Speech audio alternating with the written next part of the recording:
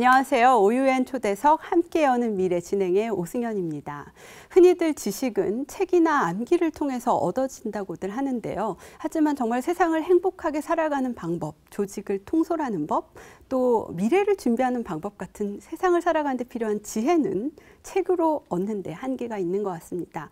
그래서 오유엔 초대석 함께 여는 미래 이 프로그램을 통해서 여러분들께서 우리가 초대하는, 우리가 모시는 성공한 분들의 이야기를 통해서 이 세상을 살아가는 지혜를 좀 얻어가셨으면 좋겠습니다. 오늘은요, 우리나라 과학 분야 최고의 전문가시죠. 한국과학창의재단의 정윤 이사장님 모시고 강연을 들어보도록 하겠습니다. 정윤 이사장님 나오실 때 큰 박수로 맞이해 주십시오.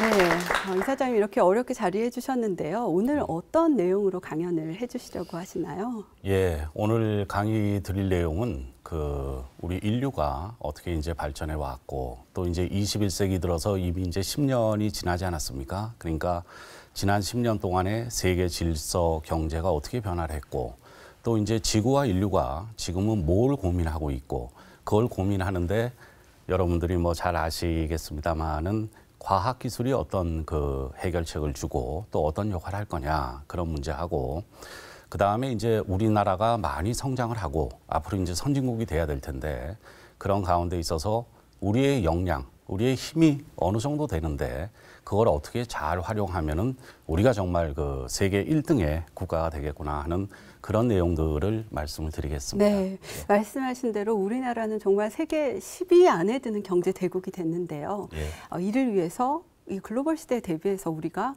어떤 가치를 창출해야 될지 이런 강의들을 해주신다고 합니다. 기대되시죠? 네. 네, 그럼 우리 큰 박수로 강연 들어보도록 하겠습니다. 과학 중심의 창의 사회를 구현하는 한국과학창의재단. 이곳에서 창의적 인재, 영재를 양성하고 과학문화 확산을 선도하고 있는 정윤 이사장을 만난다. 정통 과학기술 관료 출신으로 과학기술부 차관을 역임하는 등 선이 굵고 추진력이 강하다는 평가를 받고 있는 정윤 이사장.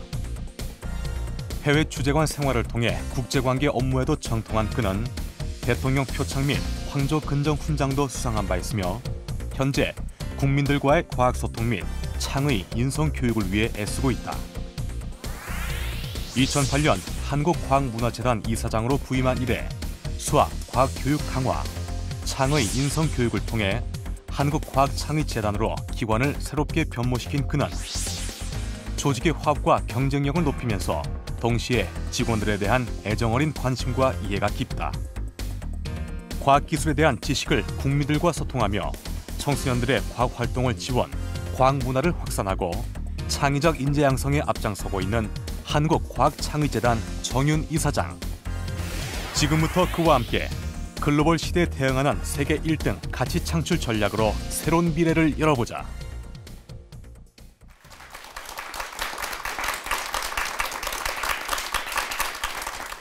예, 제가 제일 먼저 인류가 이제 언제 태어나서 어떤 발전했는지 그런 말씀 좀 드리고 21세기 들어서 이제 세계가 어떻게 변하고 그 다음에 지구와 인류가 지금 고민하는 문제가 뭐냐 그런 부분에 좀 말씀을 일부 동안 드리겠습니다. 그럼 먼저 이제 이렇게 화면에서 보시면은 인류의 발명이야 인류 역사 이제 이런 부분이 나오는데 이 중에서 혹시 지구가 언제 생겼는지 아시는 분 계세요?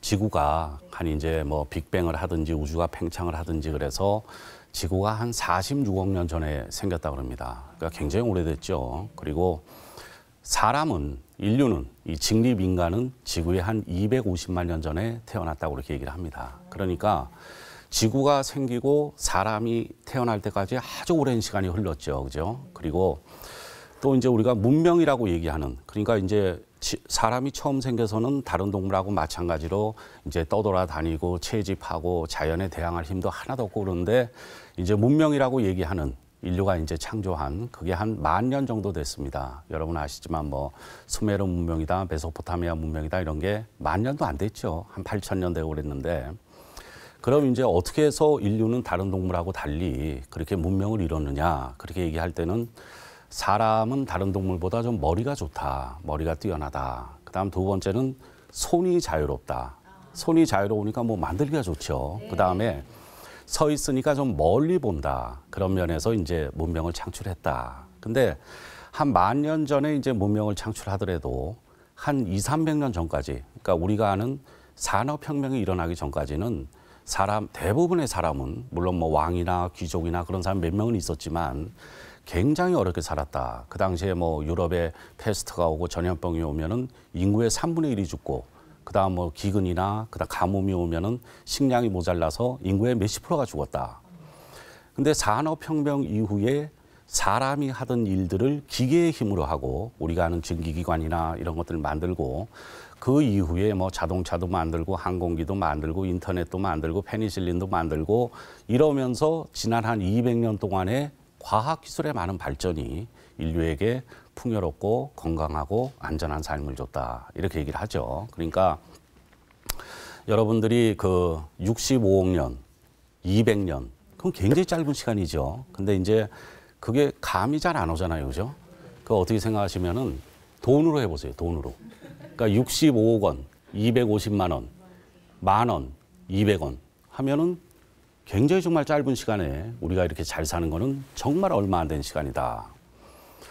요즘 이제 우리 경제가 많이 발전하고 그래가지고 언론이나 이런 데 보면은 조라는 얘기 많이 하죠. 우리 대기업 중에 하나는 1년 매출액이 150조다. 그 다음에 뭐 올해 투자하는 돈만 40조다. 그 다음에 우리 1조 이상 순이익이 나는 회사가 몇십 개다. 그렇게 뭐 조라는 얘기 많이 듣지 않습니까? 여러분들이 언론에서. 여러분들 그 조라는 돈이 얼마나 큰 그 단위인지 좀 생각해 보신 적 있어요? 우리 반만년 역사라고 많이 얘기하죠. 그러니까 5,000년.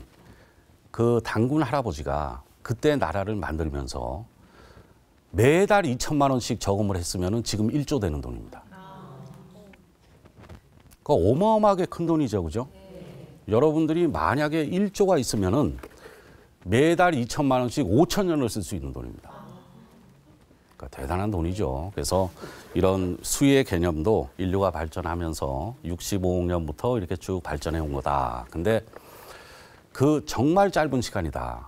인간이 인간답게 살고 자연에 대항하고 그다음에 문명을 만들고 이렇게 하는 거는 한 200~300년 동안의 산업혁명 이후에 과학기술의 발전이 이런 현재의 건강하고 안전하고 풍요로운 삶을 창출했다. 그렇게 말씀을 드리고, 그래서 이제 산업혁명이 그 사람이 손으로 하던 거를 그 기계로 하게 되고, 여러분들 잘 아시는 증기기관이나 기차나 뭐 방직기나 이런 걸 만들었죠. 근데 산업혁명이 어디서 일어났냐면은 영국의 만체스터라는 데서 일어났습니다.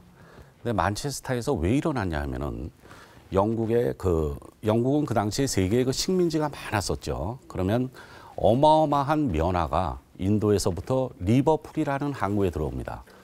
여러분들 리버풀은 과거에는 조선 도시고 공업 도시고 큰 항구 도시였는데 최근에는 뭘로 유명합니까, 리버풀이? 저희가 산업 도시에서 이제 문화 도시가 됐다 그러는데 여러분들 잘 아시는 리버풀은 비틀즈의 고향입니다. 그래서 그 뭐 비틀즈 축제도 하고 비틀즈가 이렇게 건너가니 이렇게 길도 뭐 기념품하고 카페도 가고 그러죠. 그래서 그 리버풀이라는 도시에 어마어마한 그 면화가 인도부터 들어오는데 그걸 가지고 이제 실을 짜고 면을 짜서 세계에 수출을 하는데, 근데 이제 만체스터라는 지역이 리버풀하고 가깝습니다. 그래서 그 만체스터는 특히 석탄도 많이 나고 철광석도 많이 나고 그래서 그 산업혁명에 이제 이제 그 산업혁명이 일어난 도시죠. 근데 그래서 이제 리버풀하고 만체스터 사이에 그 철도가 건설이 됐습니다. 그 철도도 그 증기기관 칙칙폭폭 해가지고 그 증기 엔진을 해서 이제 기관차가 다녔죠. 그래서 그게 이제 세계에서 제일 먼저 생긴 철도입니다. 근데 그게 얼마나 오래됐냐?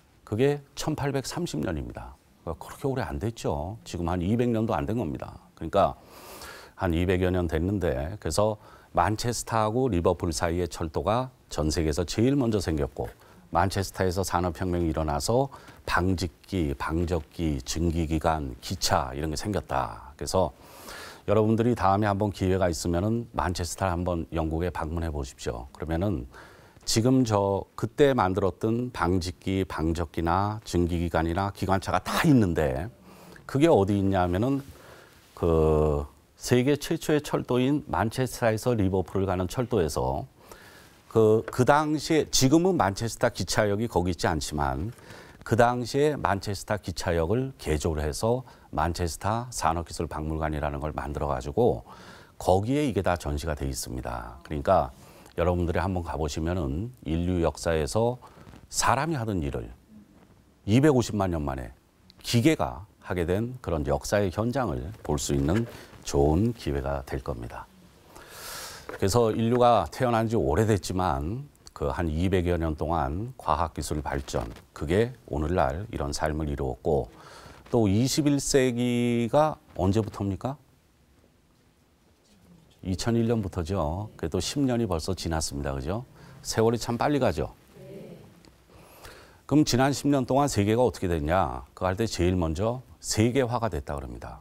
세계화가 됐다는 거는 정보통신이나 과학기술의 발전, 교통의 발전에 따라 가지고 세계가 한 나라가 됐다는 그런 얘기입니다. 이제는 여러분들이 지금 뭐 저 리비아의 사태라든지 그 다음에 어디 뭐 칠레에서 지진이 난다든지 그러면은 거의 그냥 실시간으로 다 보죠. 인터넷이나 그 TV를 통해 가지고 그런 정도로 세계가 하나, 그건 대단한 겁니다. 그러니까 우리가 뉴스 보기 전에 오늘의 세계 날씨 해가지고 저 부에노스아이레스부터 헬싱키까지가 다 나옵니다, 매일. 그건 대단한 거죠, 그죠? 그리고 이제 지식 정보화가 됐다. 그러니까 이건 뭐냐면은 이 지식이나 정보 이런 게 굉장히 중요하다.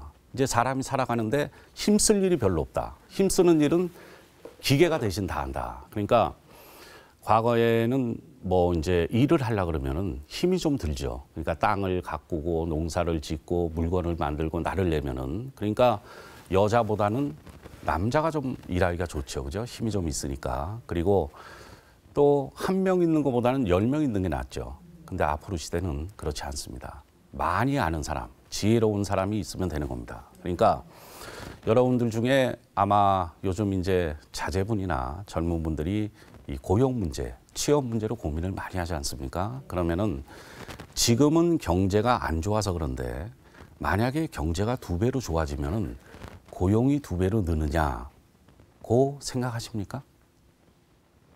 그렇지 않습니다. 그건 산업사회에서는 그런데 앞으로 사회에서는 똑똑한 사람 1명이 보통이나 떨어지는 사람 10명보다 나은 그런 이제 세계가 옵니다. 그래서 그러니까 여러분들도 젊은 분들은 그렇다고 걱정할 필요가 없고 여러분들이 공부하거나 생활하는 환경은 지금 전 세계에서 나라로 따지면은 10번째 안에 들어갑니다. 그러니까 우리가 어렸을 때 얼마 전까지만 해도 지금도 미국 사람이나 유럽 사람들은 전 세계를 다니면서 일하죠.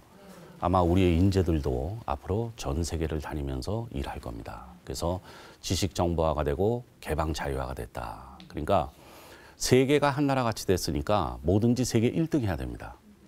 여러분들 국내 축구나 뭐 국내 배구 같은 거 잘 안 보죠. 왜냐하면은 TV에 보면은 만체스터 유나이티드하고 박지성 하는 거 거의 동시에 본다. 그러니까 눈이 높아져 가지고 세계 1등 아닌 거는 잘 보지 않는다. 그 다음에 이제 세계가 이렇게 한 나라처럼 되니까 이 국가의 개념이 많이 없어지고 이 글로벌 기업들 있죠. 여러분들 요즘 잘 아시는 뭐 마이크로소프트나 애플이나 무슨 G나 우리의 뭐 삼성전자나 현대중공업이나 이런 데의 역할과 역량이 훨씬 큽니다. 여러분들 요새 뭐 스티브 잡스가 아파가지고 뭐 어떻게 애플이 어떻게 되고 그런 얘기도 듣고 빌 게이츠도 잘 알죠. 그다음 우리 이건희 회장도 잘 알죠. 정몽구 회장도 잘 알죠. 카나다 대통령이 누군지 아세요? 말레이시아 대통령이 누군지 아세요? 물론 오바마 대통령은 알죠. 그럴 정도로 그런 글로벌 기업의 역량과 역할 그리고 그런 분들이 하는 얘기가 웬만한 나라의 대통령이 하는 것보다 세계 경제나 질서 변화에 더 큰 영향을 미친다. 그게 달라진 겁니다. 그리고 이제는 눈에 보이는 자산보다 눈에 보이지 않는 힘이 더 큰 겁니다. 그러니까 우리 회사도 마찬가지지만 애플이라는 회사가 아이폰을 만들면서 자기네가 가져 있는 기술이라든지 그다음에 마케팅이라든지 애플의 브랜드만 있으면은 그게 중국에서 생산되든 일본에서 생산되든 브라질에서 생산되든 관계가 없다. 그런 무형 자산의 가치가 굉장히 크다. 그리고 이제는 이런 지식 정보화 사회에서는 다양성, 창의성이 중요합니다. 그러니까 80년대까지 세계 경제를 이끌었던 일본의 힘은 평생 직장과 조직 문화예요. 일본 사람들이 하는 거예요. 근데 90년대 IT가 들어오고 21세기 세계화가 되면서 이 미국을 중심으로 한 전 세계 사람이 모여서 이 다양한 고민을 하고 개방을 하는 그런 힘들이 세계를 이끌고 있다. 그다음에 과학기술의 영향이 지난 200~300년 동안도 많은 산업을 창출하고 우리에게 풍요로운 그런 삶을 줬듯이 앞으로 그 영향이 더 커진다. 그게 왜 그러냐 하면은 지구와 인류가 고민하는 문제가 지금 무슨 이념이니 종교니 공산주의니 민주주의니 국가니 이런 게 아닙니다. 여러분들도 아시겠지만 요즘 더워도 기후변화 때문이고 추워도 기후변화 때문이고 기후변화 때문에 큰일이고 그다음에 에너지가 부족하고 에너지 문제, 식량 문제, 질병 문제, 물 문제 이런 걸로 다 고민하고 있죠. 그죠? 새로운 병이 온다, 석유가 떨어진다, 물이 떨어진다 이래가지고 고민하잖아요. 근데 이 지구에서 그런 기후변화나 식량이나 질병이나 에너지, 물이 떨어져서 인류가 망할 거다. 그렇게 생각하는 분 한번 손 들어보세요. 그런 분도 있어요. 그런 분도 있지만 많은 사람들은 아마 과학기술의 발전이 풍력이나 태양력이나 핵융합이나 수소나 이런 에너지를 만들어낸다든지 새로운 무슨 보건의료 치료 기술이라든지 신약을 만들어낸다든지 그다음에 또 새로운 어떤 기후변화를 절감시킬 수 있는 그 CO2를 처리한다든지 효율을 향상시킨다든지 또 이제 식량도 과거의 식량의 개념은 반드시 땅하고 물하고 햇빛이 있어야 됩니다. 근데 요즘은 그 식량이 플랜테이션에서 플랜트의 개념으로 식량 공장이 있는 거예요. 그 공장에서 많은 걸 생산한다. 그런 과학기술의 발전이 그런 걸 많이 극복할 거다. 그래서 그런 영향이 많다. 그런 말씀을 드리고 그 다음에 이제 세계가 전반적으로 힘이나 질서의 균형이 어떠냐 그렇게 얘기하면은 한 10년쯤 전에는 미국의 힘이 굉장히 컸습니다. 그때 우리 부시 대통령이 취임을 하고 그럴 때 미국의 힘이 굉장히 커서 그런 얘기도 있었습니다. 2000년 전에 모든 길은 로마로 할 때 2000년이 지난 지금 세계에서 모든 자본과 정보는 미국으로 할 정도로 미국의 힘이 굉장히 셌습니다. 근데 미국이 9.11 테러가 나고 그다음에 이라크, 이란 전쟁을 하고 그다음 특히 2008년에 금융위기가 와가지고 미국의 힘이 많이 약해지고 그 대신 중국이 엄청나게 성장을 해서 중국, 한국이 성장을 해서 이 동북아권, 한중일의 힘, 미국의 힘 그리고 유럽의 EU가 통합이 되지 않았습니까? 그래서 그 세 개의 힘이 비슷하게 됐다. 그래서 이제는 지구가 다극화됐다 그러죠. 그러니까 세 개의 힘이 비슷해지는 그런 그 환경에 처해 있다. 그리고 특히 이제 미국은 한 나라고 유럽은 EU 통합이 됐지만 여러분들이 한중일에 대해서는 문화나 역사적 배경으로 머리가 좀 복잡하죠. 그죠? 우리 조상들도 그렇고. 근데 제가 생각하기에 우리 젊은이들이 세계의 리더가 되고 세계의 주인이 되려고 그러면은 중국, 일본을 잘 배워야 되고 중국, 일본과 친구를 많이 사귀어야 됩니다. 그게 힘이고 그다음에는 한중일은 지금 세계의 5대 산업, 그러니까 전자, 그다음에 자동차, 조선, 철강, 화학 이걸 가지고 치열하게 경쟁을 하고 있습니다.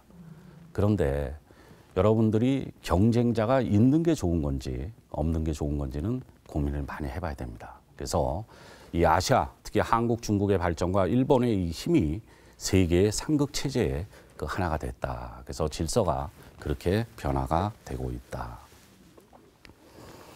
그럼 이제 제가 21세기 들어서 지난 10년 동안 세계화가 되고 지식정보화가 되고 무형자산이 중요하고 과학기술의 역할이 더 중요해질 거다. 그런 말씀 드리지 않았습니까?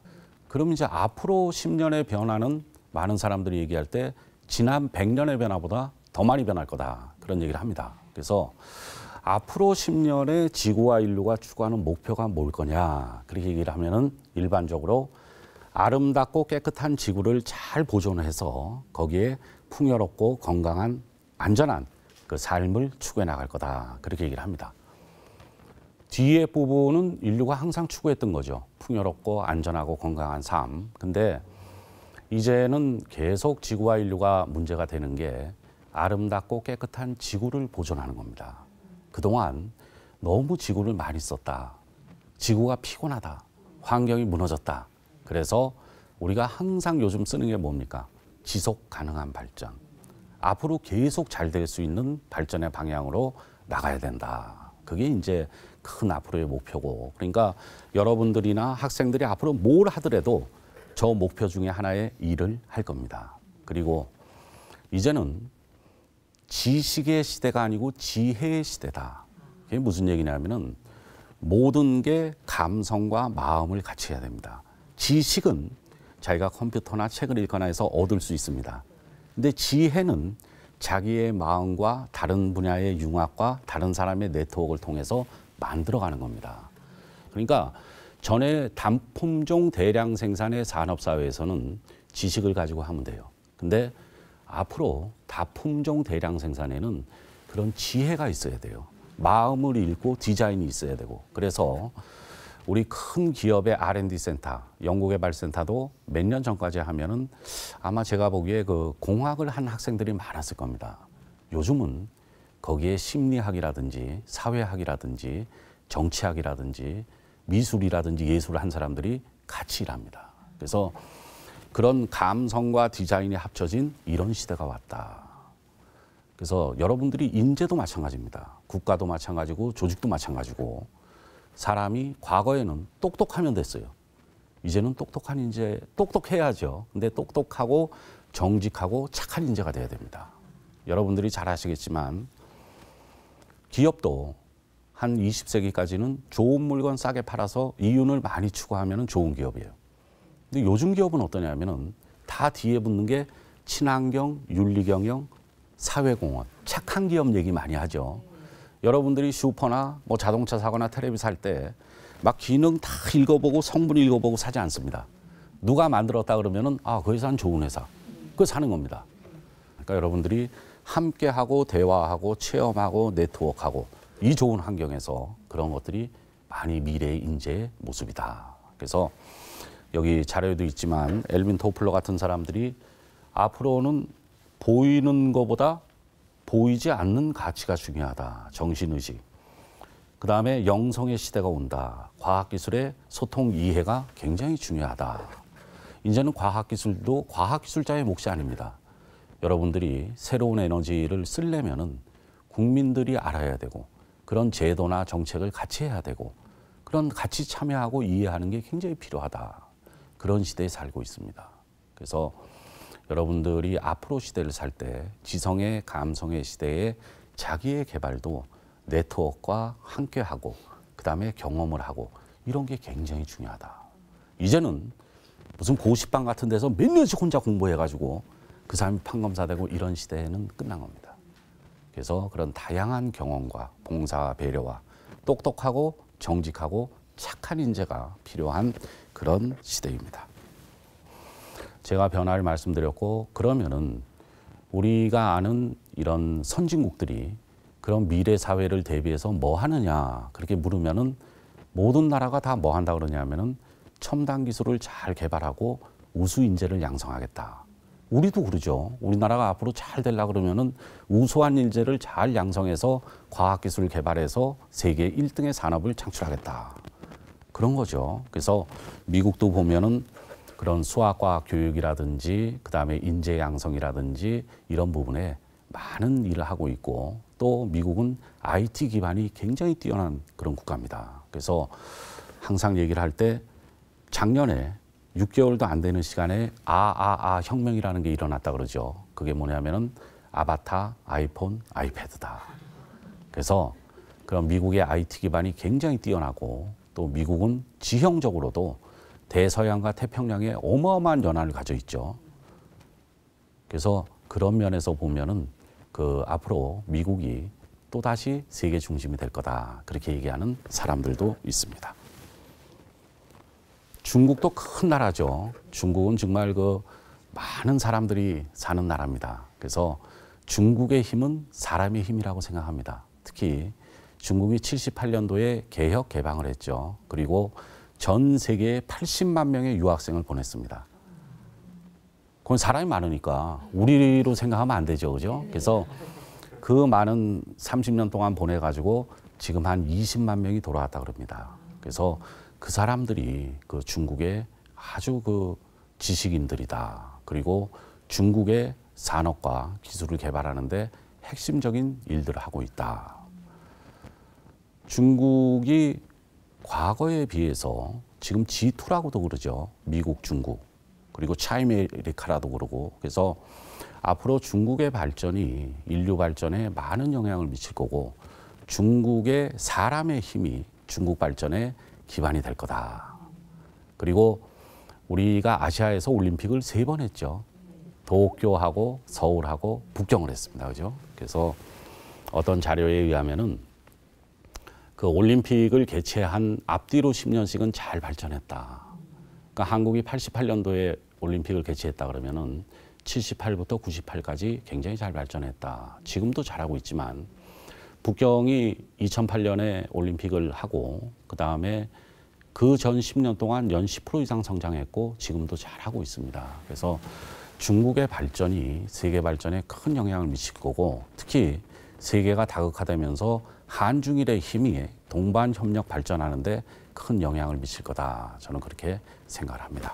예, 일본도 그 세계 요즘 뭐 2위, 3위 하죠. 중국하고 국가 GDP로 해서 2위, 3위 하는데 아주 그 경제 대국입니다. 그래서 그 일본도 그 특히 최근에 그 녹색 성장, 청정 에너지 그런 기술을 가지고 유럽하고 많이 준비를 해서 굉장히 뛰어나고 일본의 과학 기술력도 세계 2, 3위를 다투는 그런 인재의 국가입니다. 그래서 우리가 말씀드렸습니다마는 중국하고 일본하고 사이에서 우리는 사실 작은 나라고 국가 전체의 규모나 경제력도 많이 떨어지지만 같이 경쟁하고 같이 협력하면서 많이 그 발전해 온 겁니다. 그래서 앞으로는 이 한중일의 협력과 조화가 우리의 발전뿐만이 아니라 세계 발전에도 아주 그 중요한 요소다. 저는 그렇게 생각을 합니다. 그리고 유럽연합의 경우에는 그 리스본 조약에 의해서 이제 한 나라가 됐죠. 그래서 여러분들 아시겠습니다만은 우리 역사를 한 뭐 로마 시대까지만 해도 한 2000년이 넘었지만 이 역사에 보면은 유럽이 항상 전쟁이 많았습니다. 그죠? 전쟁을 많이 했죠. 1차 대전, 2차 대전 그 전에도 뭐 로마 시대, 비잔틴 시대, 뭐 저 이슬람이 쳐도 전쟁을 많이 하지 않았습니까? 그런 거에 대한 어떤 정치적인 그 합의나 어떤 조화는 EU 통합으로 이루었다. 그리고 지금도 그 안에서 프랑스와 독일, 영국이 중심이 돼서 그 세계 경제를 주도하려고 많이 노력을 하고 있고 또 유럽의 오랜 역사는 우리가 알지만 뭐 과거의 어떤 로마 그리스 시대의 과학자들뿐만이 아니라 르네상스 혁명 이후에 뭐 뉴턴이라든지 많은 그 코페르니쿠스라든지 과학자 현대 근대 과학이 유럽에서 나온 거죠. 그래서 그런 걸 바탕으로 해서 유럽이 지금 특히 그 새로운 에너지 분야, 풍력이라든지 태양력이라든지 전기 자동차라든지 그런 부분에 굉장히 강하고 그런 인재와 과학 기술을 가지고 또 유럽은 그 통합이 돼 있으니까 그 내에서 협력을 통해 가지고 경쟁을 하고 있습니다. 그래서 선진국들이 그 미국이나 유럽이나 일본, 중국이나 이런 나라들이 잘 인재를 길러서 과학기술을 잘 개발하고 미래사회 고민에 대한 어떤 그 역량을 길러나가려고 노력을 많이 하고 있습니다. 그런데 지구와 인류가 고민하는 문제가 뭐냐 그런 얘기를 드리기 전에 여러분들이 흔히 듣는 얘기가 뭐냐면은 이 발전의 파라다임이 바뀌었다 그럽니다. 파라다임. 그게 무슨 얘기냐면은 21세기 들어서 발전의 질서가 바뀌었다는 얘기죠. 근데 왜 바뀌었냐 그런 얘기를 하면은 제일 큰 거는 우리 지구가 지금 새로운 산업으로 풍요를 이루고 있는 것 중에 기본의 힘은 에너지는 화석연료입니다. 석유, 석탄, 가스. 근데 지난 200~300년 동안 특히 석유를 많이 썼기 때문에 이제 석유가 떨어진다 그러죠. 그죠?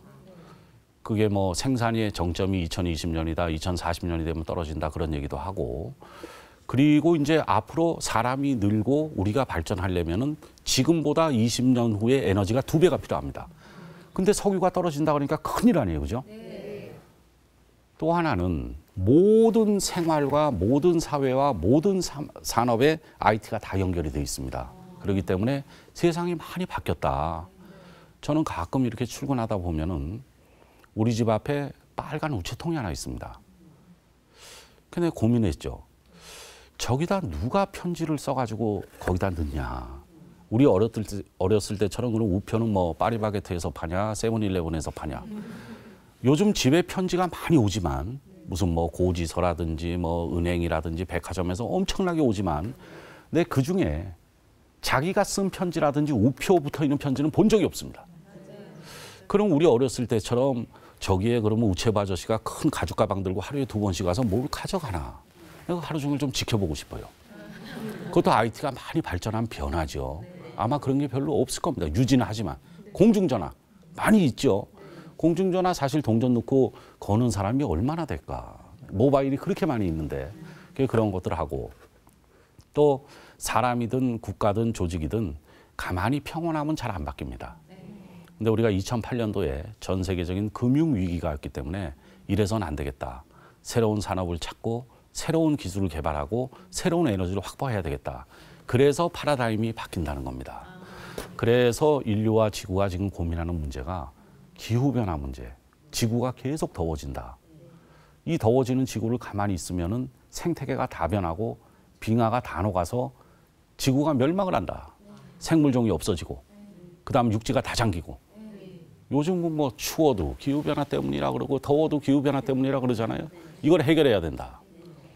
그다음에 떨어져가는 에너지를 태양력이라든지 풍력이라든지 조력이라든지 수소라든지 핵융합 원자력을 가지고 확보를 하지 않으면 망한다. 그다음 새로운 질병이 자꾸 생긴다. 그걸 어떻게든지 뭐 진단, 치료, 예방 기술을 만들든지 아니면 약을 만들어서 극복을 해야 된다. 그다음 물이 떨어져 간다. 그다음에 세계 10억 인구가 기아에 허덕이고 있다. 그러면 이걸 어떻게 할 거냐? 이런 걸 어떻게 하느냐? 그러면 많은 선진국들이 많은 돈을 들여가지고 저걸 해결할 수 있는 방안, 기술 개발을 많이 하는 거예요. 그러니까 뭐 태양열을 위한 재료라든지 센서라든지 발전 시스템을 만들고 새로운 약을 개발하고 안전한 LMO를 개발하고 이런 식으로 해서 과학기술의 발전이 저걸 극복해야 되겠다. 그리고 누구든지 먼저 개발하면은 새로운 산업을 창출하는 거고 큰 돈을 버는 거예요. 그런데 우리 저런 문제들이 굉장히 에너지 문제나 식량 문제가 기술 개발이 필수 요건이지만 기술만 개발한다고 되는 게 아니에요. 여러분들이 다 알아야 되고 모든 산업이 이걸 산업하기 위해서 노력해야 되고 그걸 쓸 수 있는 제도라든지 시스템을 다 만들어야 되고 여러분들이 다 저걸 알고 있어야 되는 거예요. 그래서 그런 면에서 지구와 인류가 현안하는 저런 과제들을 과학기술로 해결해 나가겠지만 많은 사람들이 참여해야 되고 또 저런 과학기술 지식을 가진 사람들이 우리 과학기술계뿐만이 아니라 정치나 사법이나 외교나 이런 데도 다 활동을 해야 돼요. 그래야 우리가 누구보다 먼저 합의하에 기술 개발해서 새로운 산업을 창출하고 그걸 가지고 우리가 또 부를 축적하고 세계 1등이 될 수 있는 그런 환경에 있다. 기후변화에 대해서만 제가 조금 말씀을 드리면은 기후변화라는 게 뭐냐면은 지구가 65억 년 전에 생겼다 그러지 않습니까? 근데 지구 주위에는 우리가 어려서부터 배웠듯이 300ppm 중에 ppm 정도의 CO2 가스가 있는데 그런 온실가스라는 게 뭐냐면은 햇빛이 들어오면은 반사해서 나갈 때 이렇게 잡고 있는 거예요. 그럼 좀 따뜻해지죠. 못 나가게 하니까. 근데 이게 인류 역사상 한 300ppm이 있었는데 이게 화석 연료를 떼고 이러면은 그 석유나 석탄 가스를 떼게 되면은 CO2가 많이 발생을 해요. 그래서 최근 200년 동안 그게 400ppm이 됐다는 거예요. 그리고 이걸 가만 놔두면은 21세기 말이 되면 500~600ppm이 되면은 이렇게 된다는 거예요. 생태계가 다 해수면이 높아지고 온도가 높아져서 다 망하는 거죠. 예? 멸망하는 거죠. 근데 우리나라도 세계의 나라가 한 240개국 있다 그러면은 한 10위의 그 CO2 배출국이에요. 그러니까 우리도 국제적인 규제나 환경 변화가 생기면은 더군다나 우리 산업들이 굉장히 에너지 그 소비 산업들이 많이 있죠. 철강이라든지 석유화학이라든지 자동차라든지 이런 부분이 있기 때문에 우리가 잘 대비해야 되는데 저런 방법도 과학기술적으로 CO2를 처리한다든지 효율 향상을 하겠지만 국민들이 잘 이해를 하고 있어야 돼요. 아, 그렇구나.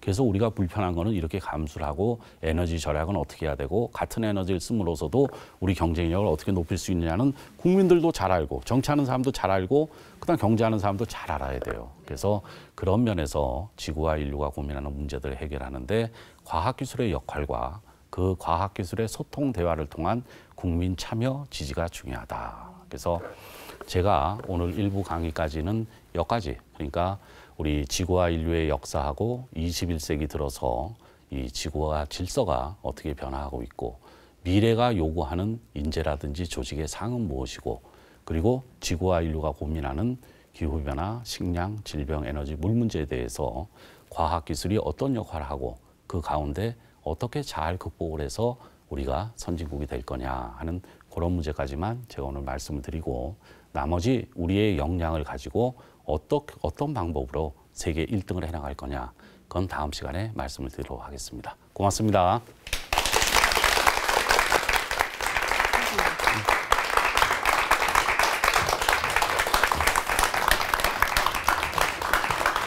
네, 이사장님 강연 정말 열심히 열정적으로 해주셔서 예, 저희는 고맙습니다. 참 좋은 시간을 가졌는데요.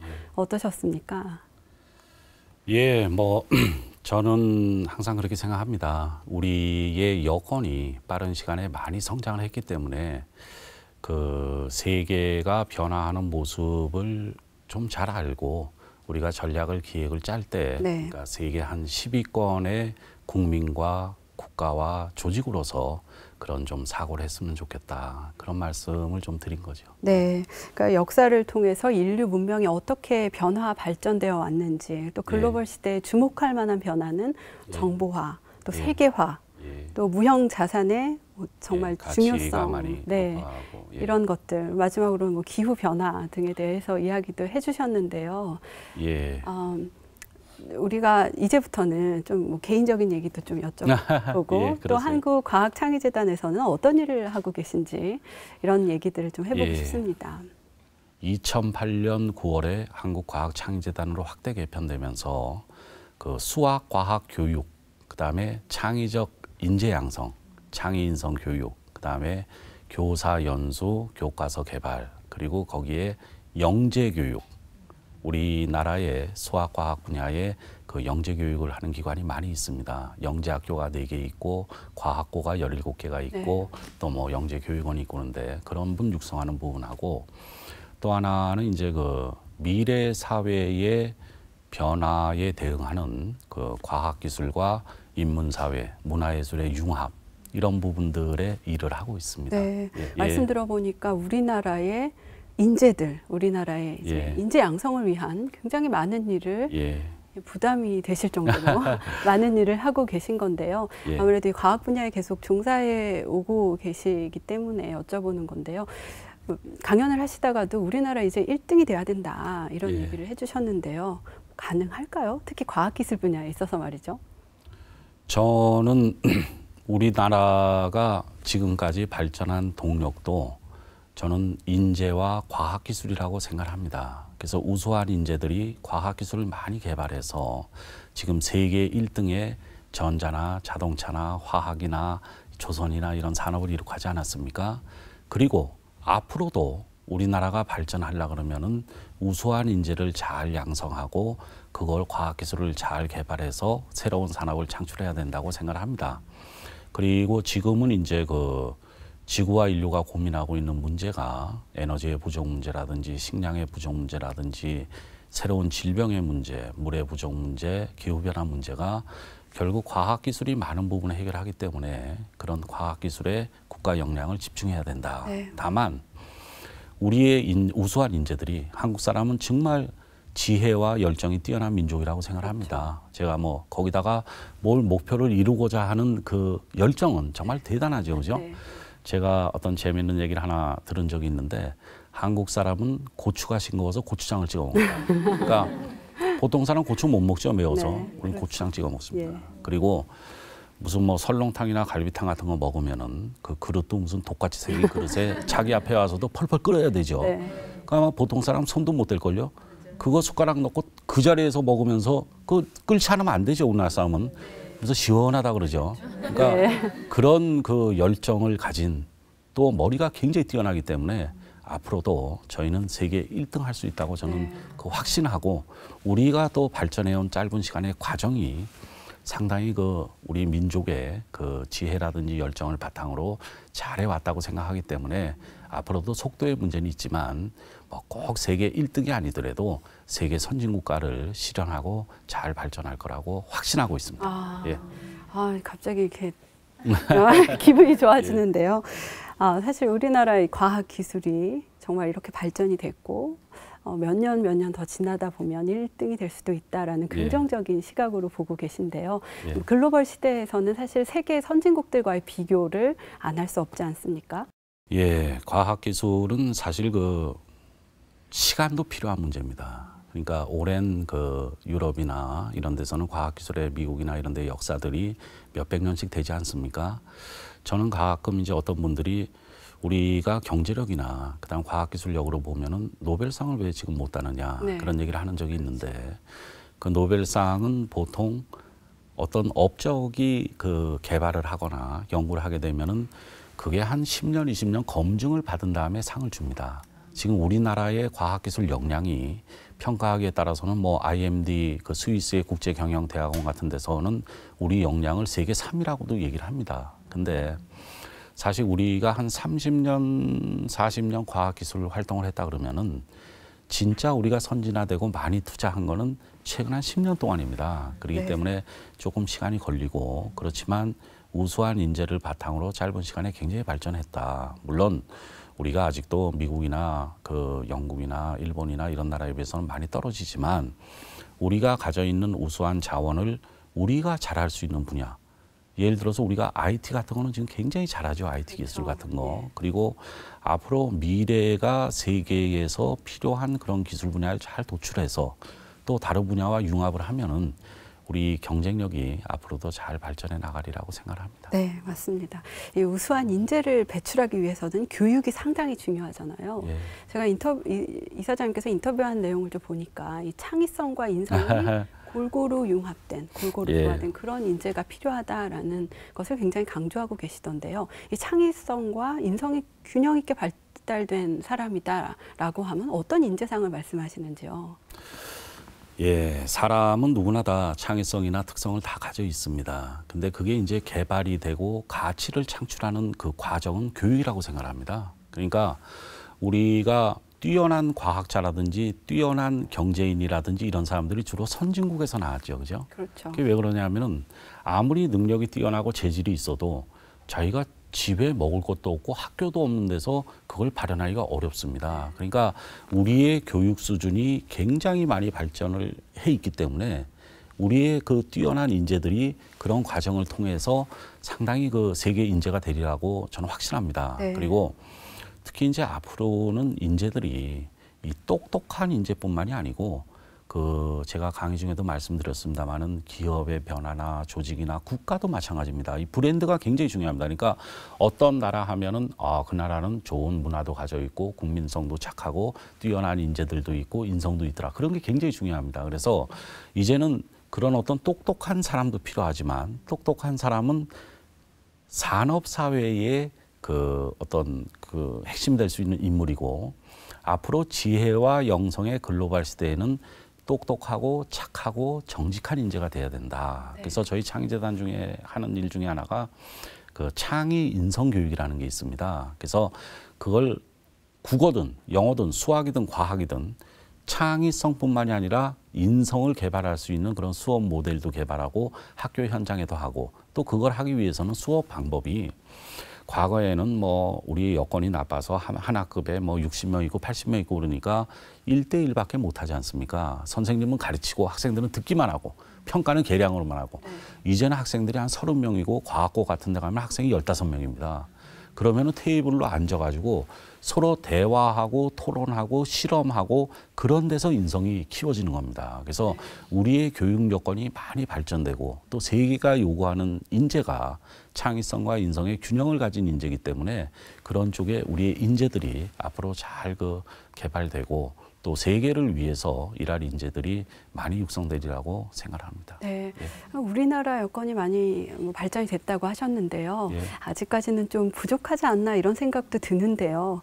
선진국 같은 경우는 창의성, 인성 이런 교육을 그래도 중요시하고 있는데 반해서 아직 우리나라는 그렇게까지 미치지 못하다는 생각도 드는데요. 저는 그 환경은 많이 발전했다고 생각합니다. 근데 이제 우리가 일반적으로 얘기할 때 그 입시라는 게 있습니다. 우리나라에는 대학 입시. 그래서 많은 부모님들이나 이런 분들이 자제분이 좋은 대학, 인류 대학을 가기를 많이 희망을 하죠. 근데 그것도 요즘은 입학 사정관제라든지 이런 걸로 해서 평가 방법이 많이 선진화되고 있습니다. 그렇죠. 그렇기 때문에 우리의 여건이 좋아졌기 때문에 과거에는 창의성 교육이 주였죠. 그죠? 수월성 교육이. 거기에 인성을 같이 해서 미래 인재를 키우면은 요즘 회사나 대학이나 요구하는 인재가 꼭 점수로만 하지 않습니다. 이제는 걔가 봉사 경험했던 거, 네트워크 국제화 이런 부분을 다 보거든요. 그래서 저는 그게 뭐 오늘 내일 다 변화한다고 생각하지 않지만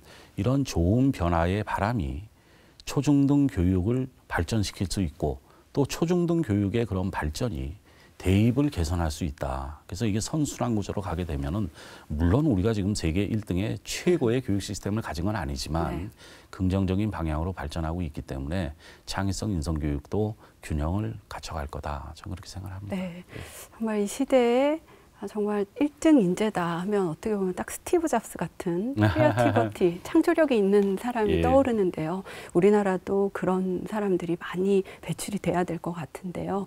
어떻습니까? 이 창조성, 인성 이런 게 교육이 될까요? 그러니까 이게 개발이 될까요? 그럼요. 다 개발이 되는 거죠. 그 정도의 그 차이는 있겠지만 그 좋은 교육 여건과 정보 여건과 이런 환경에서 저는 무한이라고는 할 수 없지만 그런 세계적인 리더들이 나오는 것이다. 그 사람들이 어떤 세계 경제를 리드해 가고 있고 기술을 리드해 가고 있는 것이다. 그래서 우리나라도 그런 사실 우리의 어떤 시스템이나 이런 건 잘 돼 있습니다. 그러니까 제가 해외에 가서 어떤 발표를 할 때 우리나라는 이 영재 교육법이 있고 수학, 과학에 대해서 영재고가 있고 과학고가 있고 과학중점고가 있고 영재학급이 있고 영재교육원이 있다. 그렇죠. 이렇게 얘기하면 다른 나라에서는 그냥 그러니까 한국이 저렇게 되는구나.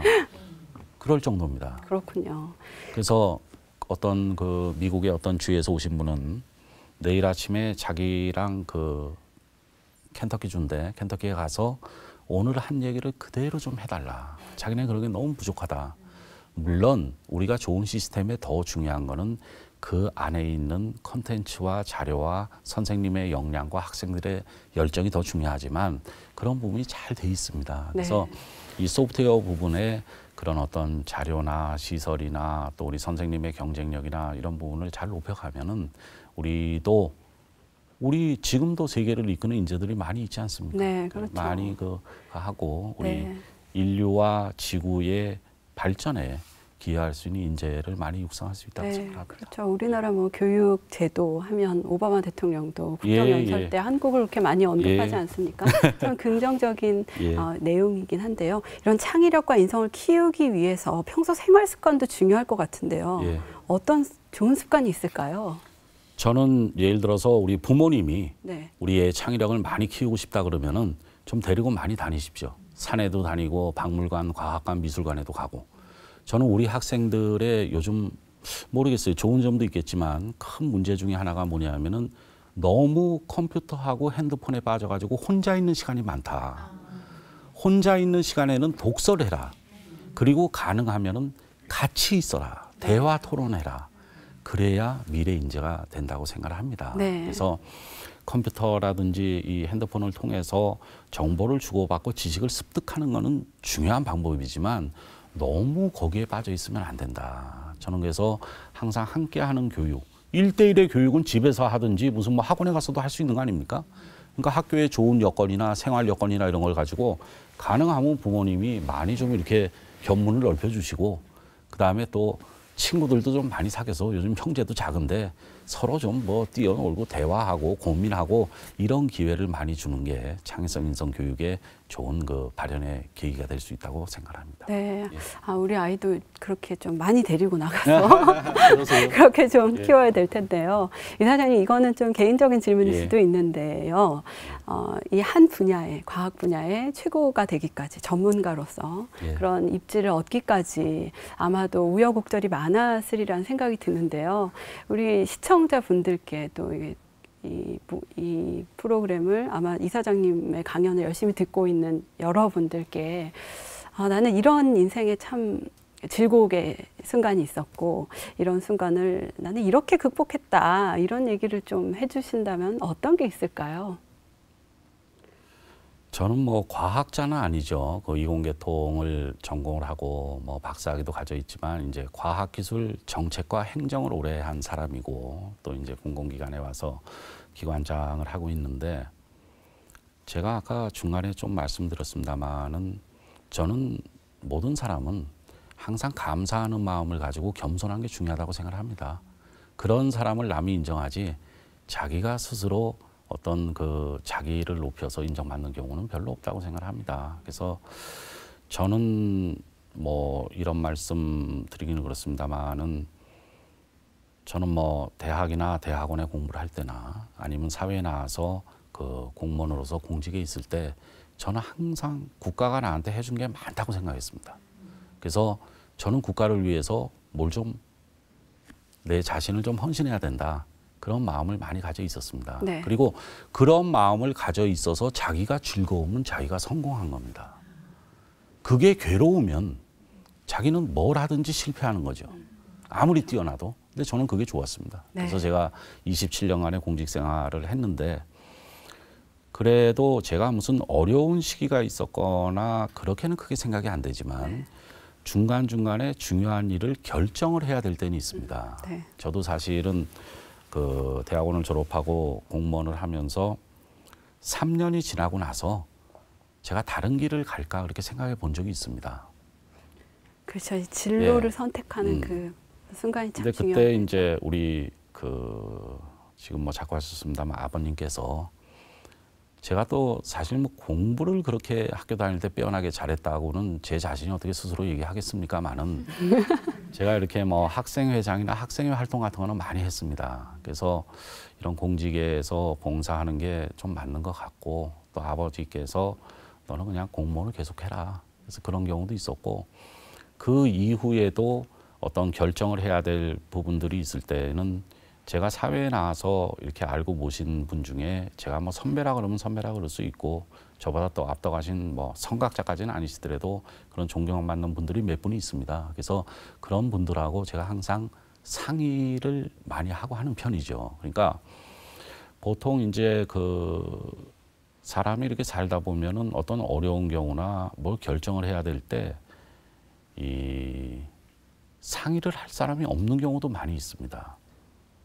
누구하고 이걸 좀 얘기를 해서 극복을 해야 되겠는데 그렇죠. 그런 경우가 없는 경우가 많이 있는데 그러니까 제가 우리 젊은이들한테 얘기하는 게 너무 혼자 앉아서 공부만 하고 이러지 말고 그게 친구가 됐든 선생님이 됐든 함께하고 대화하고 토론하는 게 앞으로 자기가 계속 성장을 하면서도 중요하다. 그래서 제가 우리 애가 그 큰 저는 뭐 과학을 했지만 우리 집사람도 이공계고 제가 딸만 둘이 있는데 딸이 다 공대고 네. 제가 사위를 한 저 2년 전에 봤는데 거기도 공대 출신입니다.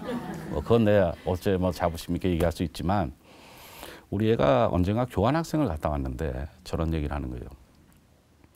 자기가 뭐 교환학생 갔을 때 뭐 거기서 좀 역할을 한 모양입니다. 그래가지고 걔가 프랑스에 있었는데 이 스페인을 이렇게 뭐 그 학생들 뭐 40개국 애들이 있었는데 이제 얼마쯤 걷어서 이제 놀러를 간 거지 한 2박 3일. 근데 자기가 그걸 했는데 자기가 이제 주관했겠죠. 주관했는데 몇 명이 돈을 안 준다는 거예요. 돈이 이제 어쩌는. 그래서 돈이 얼마나 되냐? 내가 물어봤더니 돈이 얼마 안 돼요. 그게 돈이 한 전부 합쳐도 1,000불이 안 되는 규모일 거예요. 한 서너 명한테 더 받아야 되는데. 근데 이제 그 나라 중에는 또 어려운 경우도 있잖아요. 근데 이제 어떻게 단체로 가니까 가게 된 거지. 그래서 내가 딸애한테 그랬어요. 절대로 걔한테 돈을 달라고 채근하지 마라. 걔가 너한테 돈 안 준 거를 분명히 알고 있을 거고 너는 걔들하고 앞으로 너가 사는 시대에는 평생 그 친구와 네트워크이다. 네. 그러면 오히려 돈을 안 받으면은 너가 걔한테 얼마나 큰 하나 그걸 잡고 있는 거냐. 그럼 앞으로 네가 미국 가서 살고 독일 가서 살고 그랬을 때 그 친구들이 반드시 큰 힘이 된다. 뭐 이거는 맞는 얘기인지 모르겠습니다만은 그런 어떤 네트워크나 이런 거를 많이 해줄 수 있는 그런 관계도 굉장히 중요하다. 네. 좀 그렇게 생각합니다. 그렇군요. 예. 그러니까 세상을 살면서 항상 감사하고 겸손하자 이런 교훈을 또 얻었습니다. 이사장님 오늘 예. 더 많은 시간을 나누고 싶지만 다음 강연하고 예. 그리고 나서 또 인터뷰 이어가도록 하겠습니다. 예. 고맙습니다. 고맙습니다. 네, 지금까지 한국과학창의재단의 정윤 이사장님 모시고 여러 가지 이야기들 나눠봤습니다. 이 다양성과 창의성이 중요시되는 글로벌 시대, 이때는 정말 지식보다는 어떻게 보면 감성, 또 네트워크, 이 마인드 이런 것들이 참 중요한 시대가 되지 않을까 싶은데요. 이런 시대에 지속 가능한 발전을 하기 위해서 우리들이 가져야 되는 마인드는 어떤 것들이 있을까요? 다음 강연 시간 꼭 기대해 주십시오. 고맙습니다.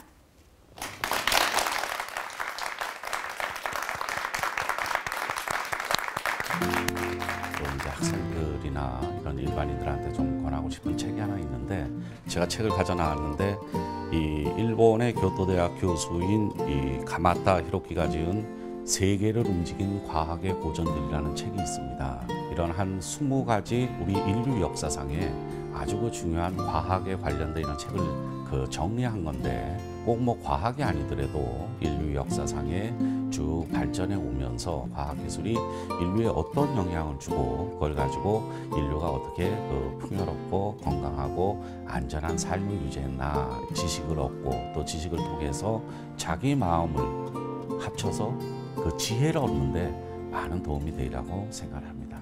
당태종의 어떤 통치 철학을 담은 정관정요라는 그 책이 있습니다. 군주는 배와 같고 백성은 물과 같다는 그런 얘기가 있습니다. 어떤 그 책임을 진 기관장으로서 그 백성은 물이니까 배를 띄울 수도 있고 경랑과 풍랑에 의해서 배를 뒤집을 수도 있죠. 그러니까 그 구성원이나 직원의 의견을 잘 수렴해야 된다. 그 청나라 강희제의 심지쌍수입니다. 그게 뭐냐면은 마음과 머리를 함께 수련해라, 닦아라. 그러니까 모든 일과 생활에 지혜와 열정을 같이 해라. 지혜와 열정의 균형을 가지고 모든 일을 하면은 좋은 성과를 창출할 수 있다. 동양의 그 깊은 철학과 그 미래와 그 경영을 위한 그런 말들을 가끔 사귀면서 일을 하고 있습니다.